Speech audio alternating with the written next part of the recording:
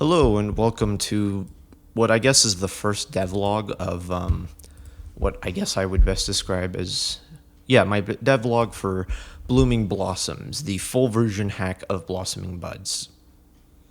I don't know what I'm doing. So this will be pretty short because this is my first time ever doing this, and quite frankly, I'm still trying to figure out how the fuck this works. Blossoming Buds was made for a small hack competition hosted by Scuttlebug Razor when he was.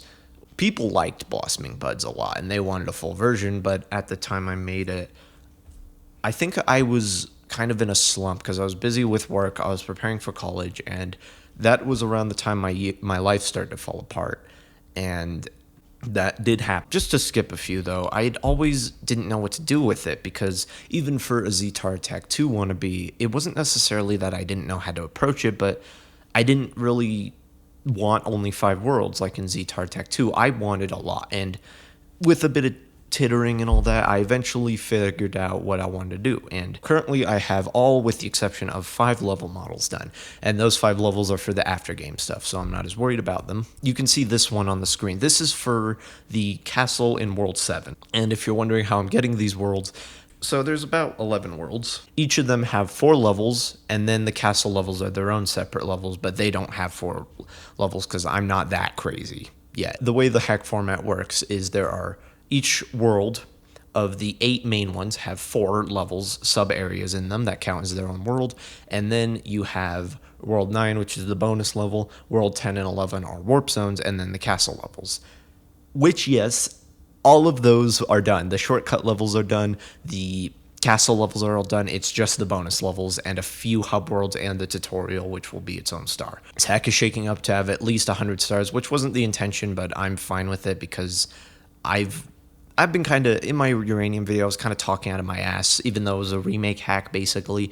I'm excited for this one because, as you can see, it's all brand new levels. This one is an Ice Castle one that is for the Cloud. I guess the Cloud world, even though 2 of the levels are inside. But, yeah, this is your first preview of a level, and if you're worried of spoilers, don't be, because that's stupid. Blooming Blossoms, though, is definitely going to be one of the bigger projects I've ever worked on, and it is very intimidating. It is very much a lot to do. I'm going to try to do animations for a few things, and I also need the 8-star per level patch that Frame made. I hate asking people for things, so I might have to search through the Brodoot code in order to get it, because I don't want to ask people for it. I hate being that asshole, just like, hey, do you have the fucking shell respawn patch? And ROM Manager doesn't have it.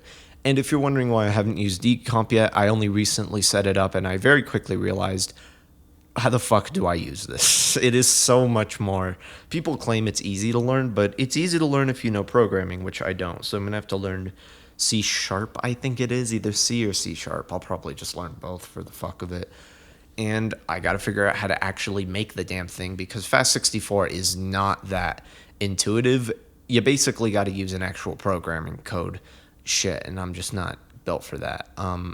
There's also the problem that, unlike ROM Manager, which kind of has a lot of presets I need, Decomp doesn't.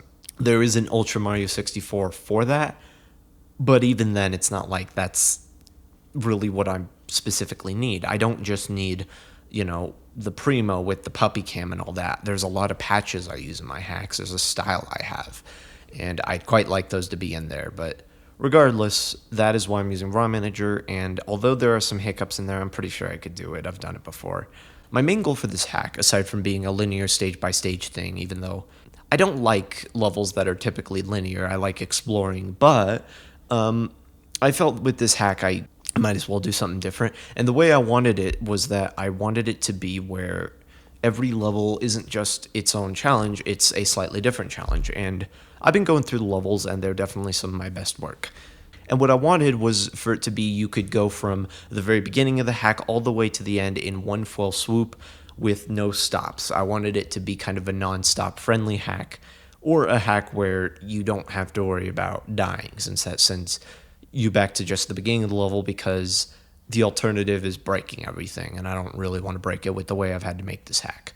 And having to make all those challenges for like 50 plus levels has been really tricky, but I think I've done a fine enough job. I don't think any 2 levels feel too similar, even if plenty of them have their similarities. And there is still some work to do with a lot of the hacks. There's still a lot of tweaking and polishing and having to relearn Blender, which, as you can see, I do still use SketchUp for the base, but learning the texture with Blender in 4.0 is so much more convenient. 3.0 sucks. I was really hoping with this hack would be to, try a bunch of new stuff, but also basically is my last rendezvous with ROM Manager, because I think I'm going to be done with it, because StarCup, with what I have planned for it, has to use decomp. So for this hack, I want to learn all the basics in base code before I decide whether to use decomp. And for that, that's why each level has 4 areas with 8 stars in them. I really want to push it. I want to make checkpoints. I want to make note blocks and custom pipe textures like in Super Mario World I did. I want the colors of each level to really bloom. I want to experiment with textures, which you probably can see doing on the screen. And yeah, that's the main thing. So the levels are imported. All the custom tracks are done, with the exception, again, of 5, though I do find it funny how I've used so many custom music tracks. I found the limit of how many custom music tracks you can have. It goes up to you can have 84 individual IDs, not in hex, and in alphabet of that's how many fucking songs you can have before the hack physically does not load. So I've had to, for the first time in years, overwrite some existing tracks, which has been, how do I put this? Interesting to do. I've been using tracks I didn't think I'd use before. There's so many different unique sounding things. Some tracks still need to be replaced, but tracks, level models are done. I need the hub worlds, I need the special bonus levels, and the custom objects for all the levels so I can start building them. But, progress is going good, way quicker than I expected, but I've gotten really good at this, and it might slow down in time because I still got to get a job and all that shit, but I'm pretty stable right now. I have a lot of savings for however long this is going to take, and we'll see what else happens in the future. But that is the devlog. Cheers.